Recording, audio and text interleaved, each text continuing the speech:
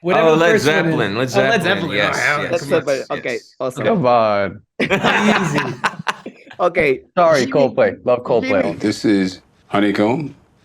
Take one. Hi guys, how are you? Doing well. Good, thank you. Good. How are How's it you? going, Dana? Great, great. I'm great. Thank you so much. And congratulations because the show is amazing. I love that.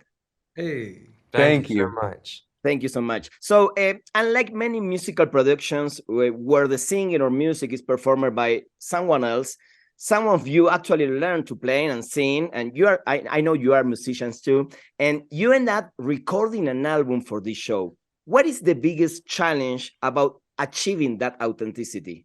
We did not play on the actual album that is being released. We played on the show. So like all the playing that you hear, a lot of it is live, a lot of it is us. And then we played along to a lot of tracks. But I mean, we have played all of these songs hundreds and hundreds of times. Like we are probably as personally connected to this music as you could be without, actually writing it yourself. So I mean, it's a really interesting thing to see other people finally start to interact with it. Yeah, Blake Mills was the music producer, and he wrote all of these songs. And I know he had some amazing co-writes in there. And it was all recorded at Sound City Studios with Tony Berg, which is where so many, like Fleetwood Mac, met there. There was so many bands that went through that space in the '70s. So having the opportunity to kind of work in that space and feel like it really felt like we were there with the people, as close as we could have been to the real thing. And we were there for months on end just practicing this music. So it really felt like we truly became the band. And it was the process of doing all of that made it all feel so authentic to us. And when the cameras were rolling or not, it didn't really feel like we were making a huge jump anymore. My accent might have changed, but I mean, also recording the show at Sound City after having played there for months was like, okay, cool, we're back home. Let's go. Yeah, it was a trip. I mean, we certainly had a challenge in learning all of this music. I think a huge challenge, though, was for our music producers, Tony and Blake, in like trying to create music that really authentically was going to sound like it was from this time period. Yes. And I mean, they absolutely nailed it in that regard. I remember hearing the music for the first time and kind of there was a sigh of relief because, the music is the show and it has to be authentic and feel real and lived in, and they did an amazing job with that. And it feels like that. I love it. So, is there a band, artist, or any record that you listen to every day during the show to get inspired? Ooh, I mean, I was listening to, honestly, a lot of 70s like Latin music. I thought that like Warren would be listening to the stuff that was just coming out. So he has like the Fania All-Stars t-shirts. And I had my earbuds in. A lot of it is like very percussion focused, and all the band leaders of salsa bands are the drummers. Yes. So I'm like, oh, and I think there's the scene where like we all have suggestions, like, how about some tribal drums? How about some, so that was just a very personal thing for me. Great.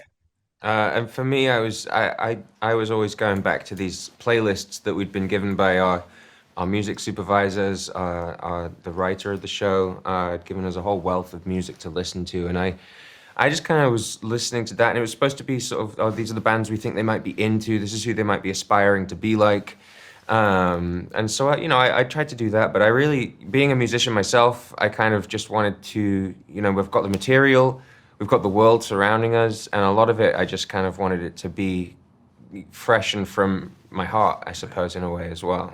Yeah, I mean, and there's something also about like, I've certainly worked on things where I've needed kind of like a playlist for a character, right? And I'm like, okay, what is this person listening to, or what gets me into the emotional state that I need to be in to live in this character?